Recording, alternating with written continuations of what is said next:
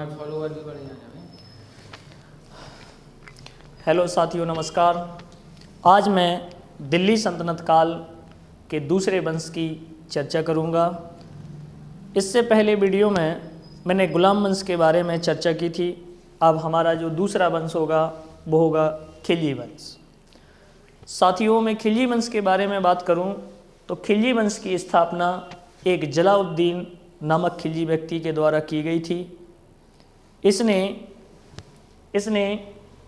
गुलाम वंश के अंतिम शासक क्यूमस की हत्या करी और गुलाम वंश के बाद अपने वंश की खिलजी वंश की नींव डाली और खिलजी वंश के संस्थापक जलाउद्दीन खिलजी माने जाते हैं। जलाउद्दीन खिलजी ने मंगोलों को आक्रमण से बचने के लिए एक दिल्ली के अंदर एक शहर बसाया था। इसके बाद होता क्या है, जलाउद्दीन खिलजी का दामाद या साथियों इसे हम भतीजा भी कह सकते हैं। कहने का मतलब है जो अलाउद्दीन खिलजी है, अलाउद्दीन खिलजी ने अपने ससुर या अपने चाचा की हत्या धोखे से कर दी जलाउद्दीन खिलजी की, और दिल्ली सल्तनत काल का या खिलजी वंश का दूसरा शासक अलाउद्दीन खिलजी बना।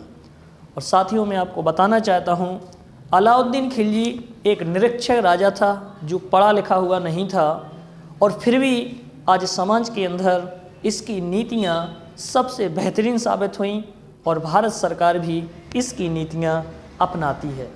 अब मैं इसकी नीतियों के बारे में चर्चा करूँगा कि अलाउद्दीन खिलजी ने साथियों ऐसा क्या किया जो भारत सरकार इसकी नीति अपनाए हुए है। तो सबसे पहले मैं इसकी चर्चा की बात करूँगा तो सबसे पहले एक इसकी जो योजना थी वो थी आपकी कंट्रोल प्रणाली, जिसको हम बोल सकते हैं बाजार नियंत्रण प्रणाली। बाजार नियंत्रण प्रणाली साथियों ये क्या है? बाजार नियंत्रण प्रणाली सबसे पहले अलाउद्दीन खिलजी के द्वारा प्रारंभ की गई। इसके कहने का मतलब इसके शासनकाल में इसने सारे वस्तु के खाने के जितनी भी सारी वस्तुएं हैं उसके रेट निश्चित कर दिए, और रेट निश्चित करने के बाद इसने वहाँ पर साम्राज्य में घोषित कर दिया यदि कोई इससे ज़्यादा यदि आपसे पैसे वसूलता है तो उसको दंड दिया जाएगा, जिसके कारण उसके समाज में बाजार नियंत्रण